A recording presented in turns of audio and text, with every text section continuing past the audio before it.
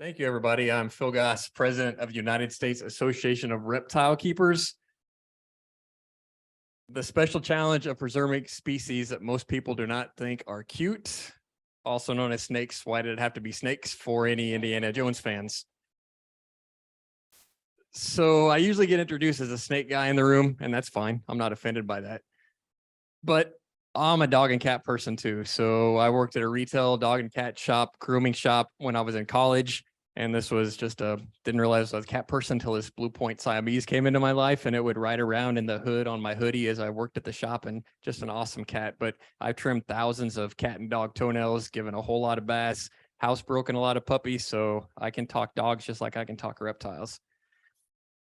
And USARK Basic. So we are a 501c6 national advocacy, primarily focused on reptiles and amphibians. And we always like to point out we work for the freedoms of responsible pet owners and businesses, because unfortunately in the reptile world, just like the dog world, we have the substandard facilities and the people who are irresponsible. So always point out it's the responsible people that we're working for. We have a federal lobbyist, Joan Galvin. Some of you in the room may know her. We have a expansive legislative alert system. LexisNexis is one of the systems we use to catch this stuff. We use expert consultants. Our grassroots efforts we usually call the Reptile Nation, and a bunch of legal counsels depending on if it's federal or in-state issues, and bottom to top legislation. So we find the legislation, put out alerts, tell people what to do, sample language, talking points, all that stuff. And I'm going to ease you into this. So since I'm talking reptiles and amphibians and maybe some other things, I'm going to show you some of these animals that we're talking about. And most of these are found in trade and kept by people as pets or bred by people in the US. So we're going to start out with amphibians. So red-eyed tree frog, very common in the pet trade. This is a bumblebee dart frog. Some people have heard these called poison dart frogs, but when they're kept under human care, they're not poisonous. That's in the wild. It's because of the insects they eat. So when we keep them under human care and feed them a different diet, they're actually not poisonous. So I think these things are just incredible and awesome looking. Hopefully some of you agree, but this is another species of frog, Vietnamese mossy frog. So you can imagine the camouflage that this thing has in the wild, really hard to see. And I'm using a lot of pictures, so you're looking at the pictures and not at me. Takes the pressure off of me. An Egyptian tortoise. So this is a baby on the end of a finger, but this species only gets about the size of a box turtle. So they make a really good pet. And we're going to talk about them a little bit later on a legislative issue, actually. Pancake tortoise, a really cool tortoise. They're not hard. Their shells are actually pliable because they squeeze in rock crevices in their native range. Diamondback terrapin, native to the US, and obviously really common pet species, really attractive species of turtle there. African helmeted turtle.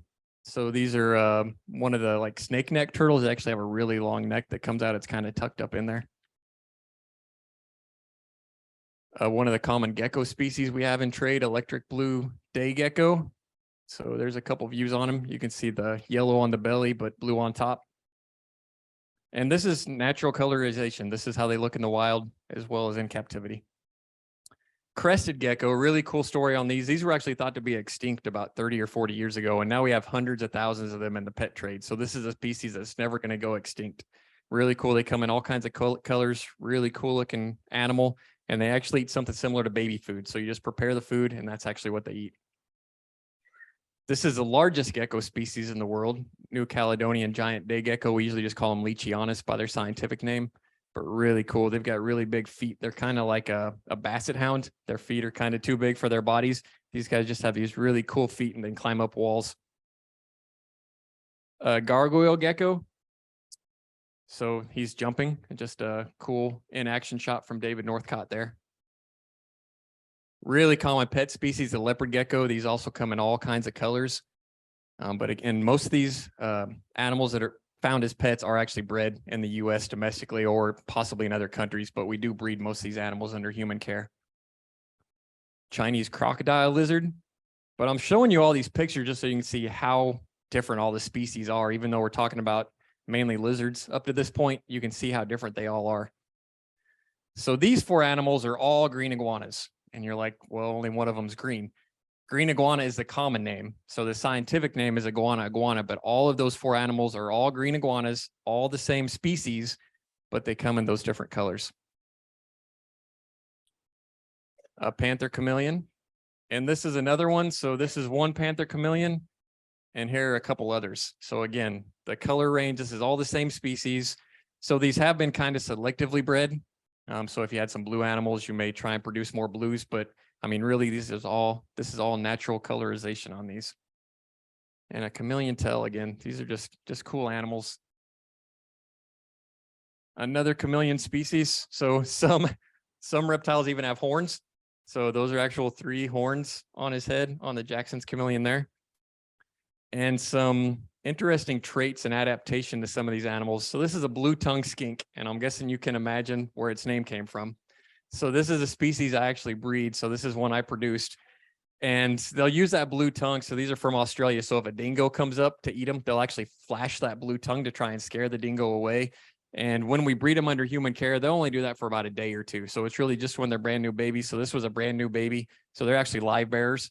So they don't lay eggs like birds. These actually come out live bearers. And he just flashed that blue tongue because he was just born and on this great big thing coming up on him. So he's trying to scare me away. And also a great pet choice. They actually can dog and cat food. So really easy to keep as pets. I have one of these that's 23 years old now. Oh, sorry. Before we go to the next one, someone asked how big they were. They're usually about 18 to 24 inches long. So they are a bigger lizard for a bigger pet lizard species, but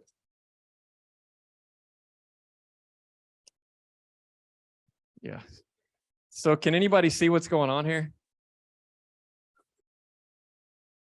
This is a nostril. This is a nostril. This is a mouth. Here's an eye and here's an eye. So this is a species of lizards called a toad-headed agama. And they have these really neat fringy fingers, and they can sit on top of sand and just vibrate their bodies, and they sink all the way down into the sand. So obviously if it's hot during the day, or if they're possibly trying to ambush some prey, so he is totally buried. So here's another shot. You can see him from the side. So that's his eye there. And he's just totally, again, to watch him do it's just amazing. And now you're going to see where some of the ideas for movies like Jurassic Park and some of the movies we see in Hollywood come from. This is the same lizard. And this is another adaptation. So again, to try and scare things, they have these flaps that actually come out when they open up their mouth. And these flaps open up. They can curl their tail up. And just, again, a really neat little lizard. But this guy's only about 8 inches long. So he's not going to hurt anybody. But again, he's going to do his best to try and scare somebody away. One of the iguana species. And this guy was at a reptile show. And he was just sitting there all day long, wanting people to come up and rub on his chin. So just really cool socialization. So this is a very well socialized pet iguana. And again, he was just hanging out there all day waiting for people to come by and rub on him. This next one isn't really a pet species, but I really like the picture. So what you're looking at, the yellow thing right there is his eyeball. So this is a gharial, which is a crocodile species. These are all his teeth. So it's a narrow mouth species of crocodile. Those are all his teeth hanging out there. And again, I just like the picture. Not really a pet species, but another reptile. Yeah. Not recommended as a pet. And obviously you're kind of wondering, well, he talked about snakes earlier. I'm going to ease you into this. I know everybody may not be a fan. So first off, how many of you are animal lovers in the room? Animal, okay, everybody should be raising their hand. Now I'm going to test. I'm going to test you now. If you're an animal lover, you love all animals, right? So that includes snakes. So if you raised your hand, you're all snake lovers. I just want to remind you of that. We're not going to get there yet because you know what's coming. So we'll ease you into it with some red pandas and a fennec fox. But the cute and cuddly's over now.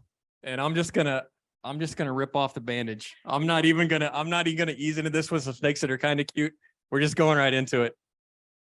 So this is a albino eastern diamondback rattlesnake. And even if you don't like snakes, again, I hope you realize they play an important role in our ecosystem. I mean, snakes are just important as a lot of other animals. So I call myself an animal lover because I love them all, but I always include the disclaimer, except for ticks and mosquitoes. I don't know why we have ticks or mosquitoes, but everything else is pretty cool. Even snakes. and cottonmouths are one. This is probably the most misidentified snake species we have. And what I really like is when people talk about seeing cottonmouths in states where cottonmouths don't occur. Because everywhere there's cottonmouths, there are Neurodia, which is a genus of water snake, usually called banded water snakes, and they look almost identical to cottonmouths, only they're not venomous. So cottonmouths are venomous, but these water snakes are not. And people see these water snakes and they just call them cottonmouths. And if it's mean and it tries and bite you, it's a non-venomous snake, actually, because a venomous snake, the last thing it wants to do is ever bite you. A venomous snake is only going to bite you if you step on it, if you try and pick it up, if you threaten it or attack it, because that venom is used for killing prey. It's special. It takes it a lot of energy to produce that. And a venomous snake is never going to come at you and try and bite you again. You got to do something silly. You have to be a drunk teenage boy who thinks he's a big shot holding a rattlesnake or something like that, which is actually where most venomous snake bites come from, is because of intoxicated males who are trying to show off. But again, a venomous snake, that's the last thing it's going to do. So that mouth open and that white mouth, again, that's a bluff. He'll do that. And he's trying to say, leave me alone. I'm not going to strike at you. Just leave me alone. So again, if it strikes at you, it's probably non-venomous. If it does not strike at you, then it could actually be a cottonmouth, but you can tell the difference pretty easily, but a lot of people just cannot tell what's going on. So again, even if you don't like snakes, I mean, some of these animals are just so cool looking. I mean, it looks like a dragon, and this is a real animal. So these are hairy bush vipers. They come in different colors, but these are actual species of animals. There we go. But you can see the different colors they come in. Yeah, just cool looking animals. And again, we're talking about venomous snakes, not because they're really pets. Again, some people do keep them, but they're not pets. But again, I'm just showing you the wide array of reptiles. Another rattlesnake there. And the eye on snakes just gets me every time. So this is a snake that has horns. We had a chameleon that had horn, but this is a snake that actually has horns. And this is another one. He'll totally bury himself in the sand to ambush his prey. So it's all outside of the sand are those horns in his eyes. Really cool looking. Again, cryptic, great camouflage, the Mengshan viper. Really cool looking animal. And though that tail is a different color, they'll use it for what's called caudal luring. So they'll actually try and attract prey by waving that tail around. And that's why it's a different color than the rest of the snake. A reticulated python. And now we'll get into some that aren't quite as scary looking. So corn snakes, one of the most common pet snakes we have. Really cool looking snake. These are native to the US, but we've been breeding them in captivity for lots and lots of years now. And they come in a couple colors. So this is just a small variety. I mean, there are hundreds of colors of these corn snakes. And the way we make these, so we heard some genetics talk earlier, and don't worry, it's going to be brief. But so to go back to that picture, I'm pointing at the wrong place. Where's the computer? There we go. So to go back to this picture, we know how to produce animals that make a certain look on what's going to come up. And this is why, because reptiles, people know about Punnett squares and genetics. And we know if you breed this to this to this or whatever, you're going to get it. So this is an example of the ratio you would get if you bred two triple heterozygous animals together. And again, you don't have to worry about that. But again, we know how to actually make more of those animals that have certain looks. And another really cool snake. So this is a baby. This is a green tree python. And you're like, well, it's yellow. Why is it called a green tree python? Because there's something called ontogenetic color change. So the yellow snake is a baby. And with every shed, it will lose that yellow, or some of them were born red or even black. They'll lose that baby colorization and turn green. So you're looking at a baby that's yellow, and then obviously green tree python, because as adults are typically green. So ball pythons, another one. The ball pythons and corn snakes are the two most popular pet species of snakes. And again, they come in all kinds of colors. And I say the word python, so a lot of you think, oh, it's a 20-foot long snake. These only get about 3 to 3.5 feet long, which sounds long, but I'll show you what that actually means later at the video at the end. But not big snakes at all, very common pets. And obviously ball pythons, because that's what they do a lot of the time. They're kind of just curled up in balls. Are there any cute snakes? I'm going to do my best. I got 2 pictures where I'll try. I don't know if it's going to work or not. But here we have twin coming out of the same egg, albino hognose snakes. And obviously hognose because they got little pointed nose. That's natural. That's how they look as adults. But two little twin baby hognose snakes coming out. As close as I'm going to get probably to cute snakes. But hognose are pretty cool. You can see he's smiling. He's a happy dude. But that's another hognose snake. And I mean, kids like them. So that's a little girl holding a ball python. And that's as big as some ball pythons get. So again, I said 3 feet long, but when they're curled up, there's not much to it. And another girl holding a baby albino boa constrictor. She's not afraid of snakes. You shouldn't be afraid of snakes. Because she was socialized with snakes, right? So she knows. And now is anything as bad as snakes? We made it through the snakes. And I said we work with reptiles and amphibians, but sometimes, oh yeah, there was a typo. Is anything as awesome as snakes? Sometimes we get in the spider world too. So this is a little jumping spider. We have these all over the US, tiny little dudes, but they're little and fuzzy and they're cute. Come on. So jumping spiders, and at least I didn't show you a tarantula, right? Because that just would not be good. Oh, wait. So the tarantula people have the same issues as some of the others, especially with the Endangered Species Act. Again, I'll talk about that later. But again, just showing you a variety of how cool these animals are. And I showed you a couple spiders. I'll reel you back in now with a baby panda just to get your attention. And now it's time for class to start. I showed you all these cool pictures. Temple would have loved it because she's visual. So now we'll get into some words. And just a little general education about reptiles. And reptiles lay eggs, right? No, some reptiles lay eggs. So it depends on the species. So we have ovoviviparous, which are live bearers, an easier name for it. So even in the snake world, some snakes lay eggs. We saw the hognose hatching out of eggs. Boa constrictors give live birth. So there's actually little eggs that have no hard shell, like the eggs that we're all used to, that develop inside the female boa constrictor, and then she passes those, and then immediately after they come out, they pop through that really thin, transparent membrane. So really cool. So this is a fresh little litter baby of boas. So we have litters in the snake world if they're live bearers, if they lay eggs in their clutches. So just like puppies and cats, we have litters too. Yes, just like them, exactly the same. Sometimes our snakes have more babies though.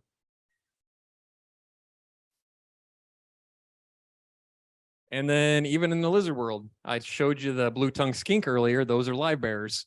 This is a leopard gecko. So this is a hatching leopard gecko coming right out of the egg and licking his chops, getting his first taste of the outside world.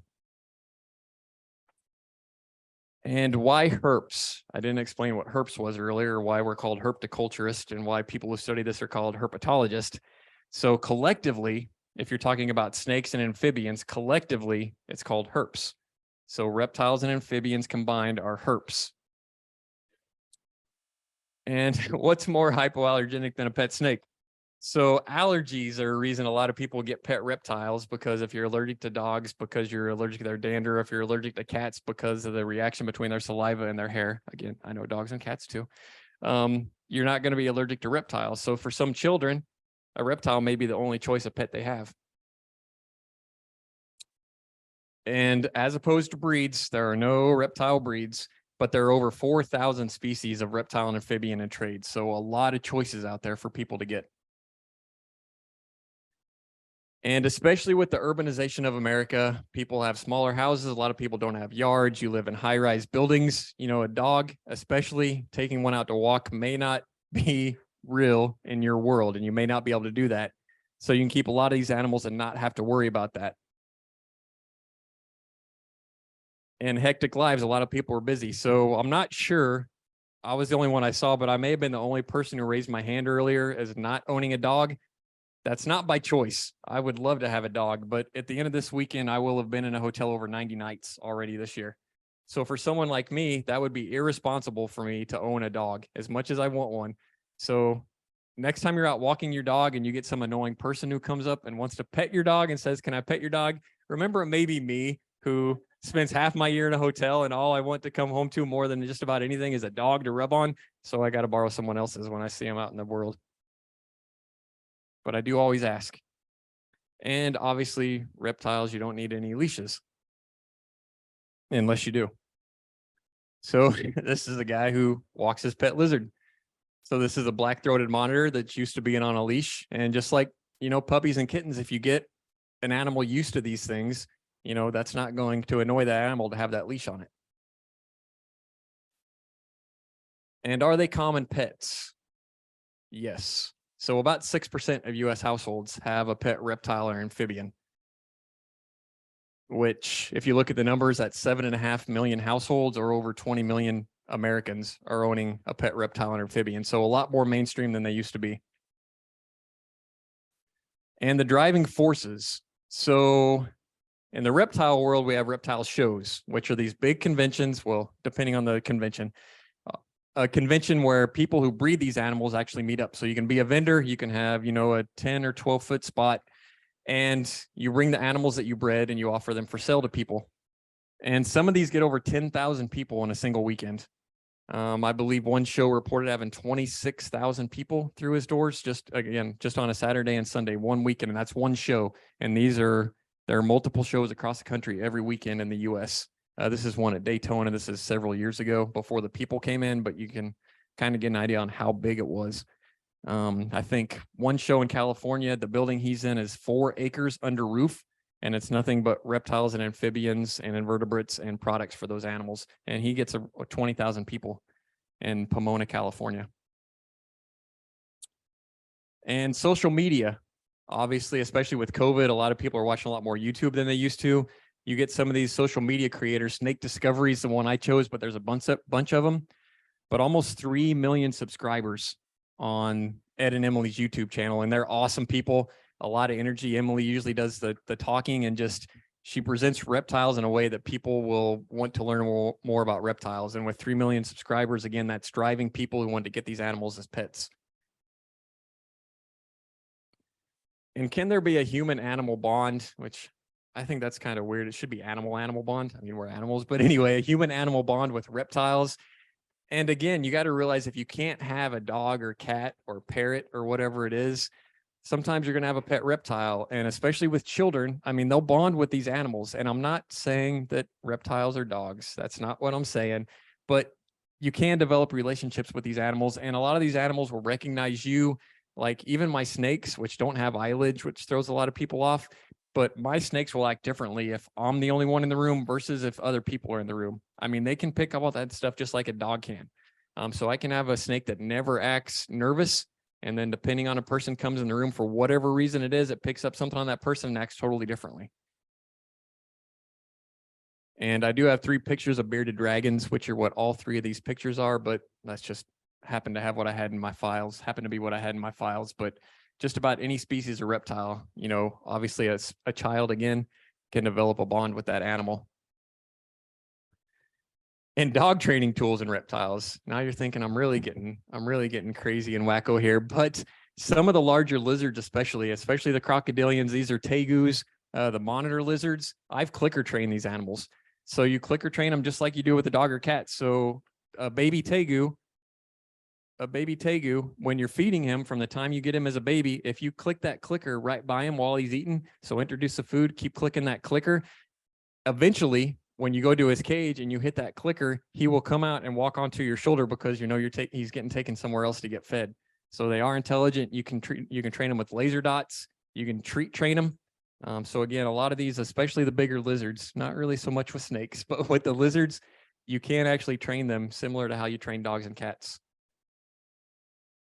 And now we're going to talk about how big some of these animals get. So boas. Boas are big snakes, right? Everybody's heard about boas. They're great big monster animals. It depends on the species. So some species of sand boas, especially on the males, which are way smaller than the females, even as adults, you can hold them in your hand like that. So this is a Arabian sand boa, but the sand boas, even though they're boas, again, adult males don't even get big enough to eat an adult mouse. So these are very small animals. Same with pythons. We talked about ball pythons earlier. So pythons are big and scary and 20 feet long, right? Again, it depends on the species. So we've got Chihuahua sized or Papillon sized, whatever you want, pythons, or we've got St. Bernard or Great Dane or Aryan Molossus sized snakes. So this is an anthill python or a pygmy python. Again, that's about as big as they get. So they're not all, really big, long snakes, even in the python world. And monitors are another one. You may have heard of Komodo dragons or Nile monitors or water monitors. So this is a crocodile monitor, the longest lizard in the world, not as long as crocodilians, but the longest lizard in the world. They can get over 12 feet long, but again, he knows what's going on. I mean, if you cannot look at that picture, that lizard is looking at something and he's wondering what's going on, and that's an intelligent animal. So again, sometimes just I can look at that and tell that his name was Max, by the way. Max, the crocodile monitor, just a really awesome lizard who was very familiar with people, and you could just get him out. He just hung out at the reptile show. So even in the monitor world, we have these big, long, 10, 12 foot, like the crocodile monitor and the Komodo dragon. And then we have dwarf monitors that rarely get over 9 inches long. And something we see a lot in legislation is the people who write these don't know that. They don't know they're 9-inch long monitors and 10-foot long monitors. So just like in the dog world and breed specific legislation, you get stuff like this happening. Only we got species specific legislation or genus or family. But anyway, that's more scientific stuff. And why herpetoculture matters. So I'm up here trying to get you to like reptiles if you didn't before, or at least hopefully have an appreciation for them. And a lot of this stuff is very important. So there was a Clemson University study that was done, and this is just one sample of what he did. He asked 110 students in his classroom if they had ever swerved intentionally and hit a turtle or been in a car where someone had done that. And over a third of them raised their hands. It was 34 people raised their hands. So, we're animal lovers. We're not people who are out there swerving to intentionally hit turtles, but he actually did this study in the real world. He took fake rubber turtles and rubber snakes and put them on the roadway and watched cars swerve to intentionally hit these animals and run them over. So if we weren't, keeping these animals and advocating for them and educating about them, I mean, that's going to start applying to, any species of animal that cross the road, turtles, frogs, salamanders, snakes. It's going to apply to birds, but people are not going to appreciate these animals at all. And we're trying to expand the appreciation for these animals. And these are just a couple of road saves. So a box turtle and a snapping turtle that I moved across the road rather than swerving to hit them.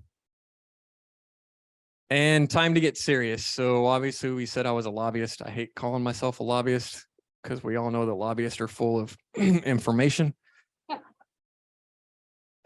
But some of the stuff that we've done. So I started this job 2013. 9 months after I took this job, we were suing the federal government over an issue. And we talked about this earlier when I was introduced. And in case you can't read it up there, not only did our little organization win a lawsuit against the United States Fish and Wildlife Service, but it was also the Humane Society of the United States and the Center for Biological Diversity. So all three of those groups we took down, who at that time, we weren't even bringing in $350,000 a year. 3.5 years. This lawsuit went on for 3.5 years. They appealed it, and the appellate court said, we agree with ARK. So again, 3.5 years and a whole lot of hundreds of thousands of dollars later, we actually prevailed in that court case.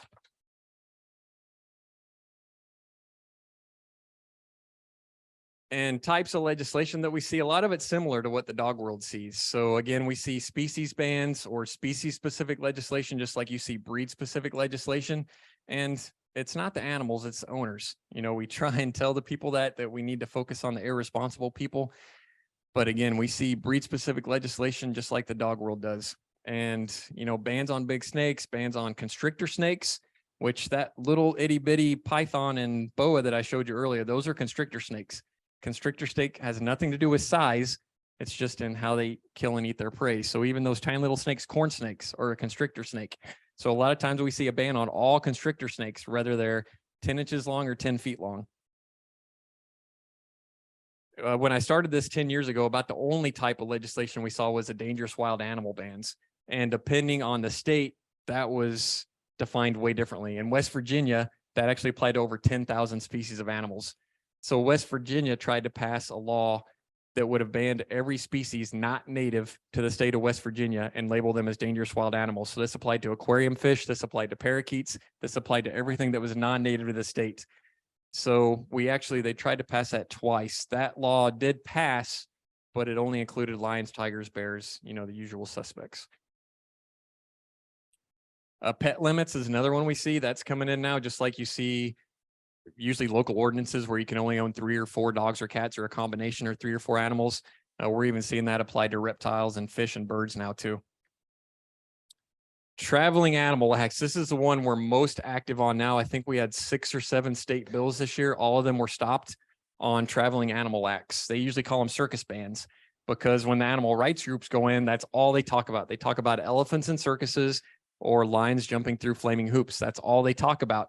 But depending on how they're worded, it actually bans someone from taking their corn snake or bearded dragon or tortoise into a classroom and giving a presentation on those animals. Because a lot of times they'll ban every non-native species from being taken out in the public and presented before any type of audience. So again, even though the animal rights group go in and sell legislatures on, electrocuting elephants and lions jumping through flaming hoops, that's not always what the legislation does. And unfortunately, we got retail pet sale bans now too. DC just passed it. I think that's the second city that's passed that, but we're even seeing the puppy and dog retail cat sales bans applied to reptiles. And again, it's collective punishment, and it's not something that would happen that's bad government policy, but we're seeing because someone did something wrong, we're seeing it applied to everybody. And alerts, this is one of the things we do. So we'll put out alerts, whether it's local, state, or federal, and then we'll give you all the information. We'll tell you who to contact. We'll give you an email list. We'll give you a sample letter, talking points. All that stuff is in every one of our alerts, and we make it as easy as we can for people to contact their legislators and help us stop this stuff. And the only reason we're successful, so my organization, I'm the only full-time employee for USARK. The reason we're successful is not because we have millions of dollars and we're lobbying all the time like our adversaries. It's because of our grassroots efforts, which again, we call them the Reptile Nation, just kind of a phrase that got coined, but it's because people contact their legislators and that gets our foot in the door so we can go in and talk to the legislators. And just as we see with substandard dog breeders, I'm not going to use the AR trigger word, but just as we see with substandard dog breeders, we see the same thing in the reptile world. So someone has way too many animals, or they're not keeping their animal properly, or they let their animal escape. All it takes is one of those events, and then we see a city trying to pass a law that bans it for everybody. And some of our work in 2023. So up to this point, we've been active on about 20 pieces of legislation, which may or may not sound like a lot. But again, we're kind of specific. We're not diving into everything. We have 3 state lawsuits going on right now. One of them is by USARK Florida. We have a federal lawsuit. We continue to work on regulatory matters. I'll talk about the Endangered Species Act in just a second. Work with the Florida Wildlife Conservation Commission on their technical assistance group, which is a big deal right now, and amendment work on local laws. And I'm only going to talk about 2 federal issues. Sorry, all the cute pictures are gone, and now we're talking about legislation. But 2 federal issues I'm going to bring up. So this one just came back. These are amendments to the Lacey Act that actually would reverse our lawsuit victory from 2017. And it would ban interstate transport on any species listed as injurious, which may not sound like a big deal. A lot of people think injurious sounds bad, so it must be bad. And the species most people are familiar with are some of the large snakes. The big constrictors are listed as injurious. There are also 201 species of salamander listed as injurious. This has nothing to do with size. This could be listed for any reason. I'll show you this. So this was a postcard we had. I think we actually had over 200,000 of these go out last year when we were working to fight this. So this is the front of the postcard, but we have a lot of animals on here because especially with like monk parakeets, for example, that's a species that's banned in 11 states. Quaker parrots, some people call them, but that species is banned in 11 states. It probably would have been a priority species to be listed as injurious. So if your pet parrot got listed as injurious for whatever reason, whether it's because you had to move, because you changed jobs, because you needed veterinary care, it would be a federal crime to take that parrot over a state line for any reason. That's one thing that the amendments would do. And even I have a trout on there because even aquaculture for food was concerned about this. They estimated over $500 million and lost business if these amendments pass.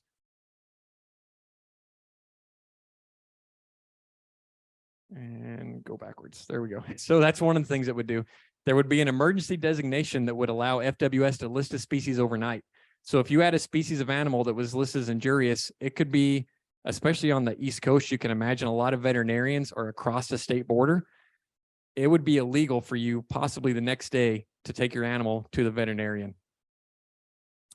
And there would also be a limited number of whitelist species that could be brought into the US, which could be detrimental to ornamental aquaculture.